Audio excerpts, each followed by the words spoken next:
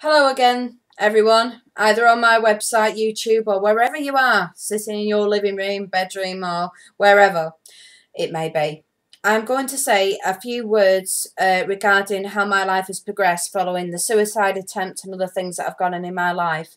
I recently met a new consultant, a gentleman this time, and he actually was very good. And for once, the perception seemed to be I was not this reasonable, difficult, angry witch or whatever I'm meant to be in that mental health team's eyes, and he agreed with me on quite a few things. So I'm trying not to get too positive about the future because I realise it's not down to the psychiatrist alone what happens next, it's down to the whole team. If the whole team cracks open as an egg, then hopefully things will move forward. Hopefully, my present private counsellor has had a change of circumstances, and I've had a change of circumstances as well.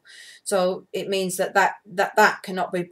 I cannot no longer proceed with that. So I now need the NHS to start doing it. But the mental health team has always regarded me as being just too difficult and angry for counselling. I hope now, if we get this meeting together against all the odds, which there are a lot of odds because of the spending cuts, all the other problems, I'm more hopeful now that that meeting will either take place or things will move forward. I thought I would share that because I've had nothing but knocks and upset from the mental health team since the suicide attempt, because they just, following that suicide attempt, just dropped me like a stone. It's almost like they didn't care. The experts in human behaviour, but not experts in being human, if that makes sense.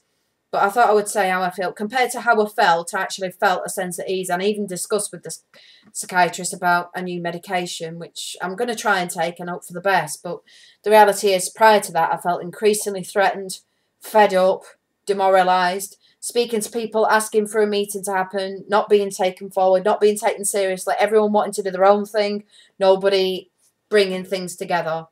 I hope that the whole entire process will come together. But I warn anyone, don't pay a service charge unless you are sure that the service is right for you. Other people are not you. You know what works for you. You know the sort of decisions that you yourself out there would want to take.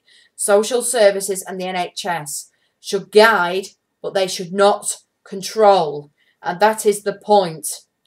Be very aware of that, because part of the reason for my anger is the fact I feel controlled, and those people being seen as experts, and yet the client is expected to just follow what they want. Well, I'm not a child, and a lot of adults have their own feelings about how they want their lives to be, which is not so unreasonable. My life is not unreasonable, and it is basically the sort of everyday decisions like hair washes, how to structure support, how to make it work between yourselves and care staff. The sort of things that social services and co don't take into account. Does this person have needs? Can they walk? Well, there's a lot more to it than that. You and I obviously, hopefully, agree with me on that. Anyway, I've said that as best I can.